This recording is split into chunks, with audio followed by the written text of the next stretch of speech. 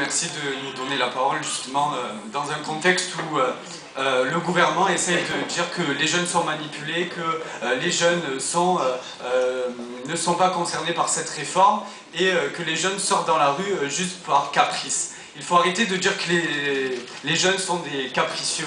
Non, ils sont concernés par leur réforme et je vous remercie de donner la parole parce qu'il faut donner la parole aux jeunes. Il faut qu'ils soient présents dans cette société, il faut arrêter de les exclure, il faut leur donner la parole tous les jours et dès qu'on peut.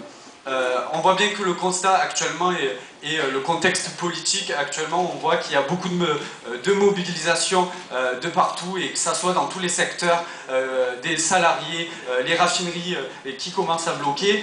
Les jeunes, bien entendu, ont leur place dans le mouvement social et commencent à amplifier de jour en jour les cortèges lycéens, les cortèges syndicaux et nous devons être présents et aujourd'hui à Aubagne, on a commencé ce combat qui concerne les jeunes parce que la retraite c'est une affaire de jeunes, c'est nous qui vont hériter de ce système, c'est nous qui vont subir si certains essayent de faire de la démagogie sur un système de retraite où ils ne financent pas du tout ce système de retraite. C'est nous qui est concernés les premiers, c'est nous qui sont touchés par la crise de plein fouet, où le chômage des jeunes explose de jour en jour, où l'accessibilité à un emploi est de plus en plus grand, où on enchaîne les CDD, où on est dans une société du court terme, donc on doit se battre et ça nous concerne, c'est les jeunes ne sont pas des enfants capricieux. À Aubagne, on a commencé à bloquer, c'est un mode d'expression qui peut être par certains mal vécu, mais c'est notre seule façon de s'exprimer, parce qu'on n'a pas de débouché politique, parce qu'on n'a pas de droit de vote, on peut s'exprimer que par cela et on va essayer de se faire entendre. On a donné des perspectives à ce blocage pour informer les lycéens, bien entendu, c'est la manifestation. Demain, on se donne rendez-vous à 13h. Il y a Louis qui est lycéen à Aubagne aussi. On essaye de se coordonner à travers des Bouches-du-Rhône parce que dans les Bouches-du-Rhône, ça commence à prendre ampleur à Marseille et aujourd'hui, il allait un peu se rendre dans les lycées à Marseille pour voir un peu ce qui s'est passé. Alors oui, sur Marseille, on a vraiment pu constater l'ampleur du mouvement. Pratiquement tous les lycées marseillais étaient bloqués, tous les lycéens étaient devant leur lycée, ils faisaient blocus, ils étaient prêts à combattre, ils étaient concernés par cette réforme.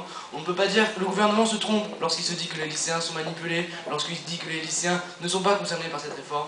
Les lycéens sont concernés, les lycéens ne sont pas manipulés. La plupart des blocages ont été faits par des lycéens d'eux-mêmes qui vraiment se rendaient compte que cette réforme les touchait.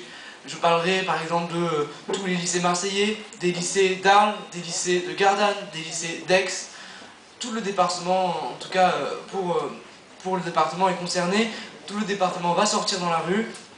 Tous les lycéens sont concernés par cette réforme et je pense que le gouvernement se trompe, se met le doigt dans l'œil lorsqu'il dit que les lycéens ne doivent pas sortir, que les lycéens ne sont pas concernés. Les lycéens sont vraiment concernés, les premiers concernés. La retraite est une affaire de jeunes, ne l'oublions pas. N'oublions pas les milliers de jeunes qui sont en attente d'un emploi. N'oublions pas que des jeunes sortent du système éducatif pour avoir un emploi. Pourquoi on est à l'école? Pour avoir un emploi, pour apprendre. Et justement, gardons cette chance, gardons cette possibilité d'avenir qui est l'emploi et n'enlevez pas nos emplois futurs. Voilà, merci.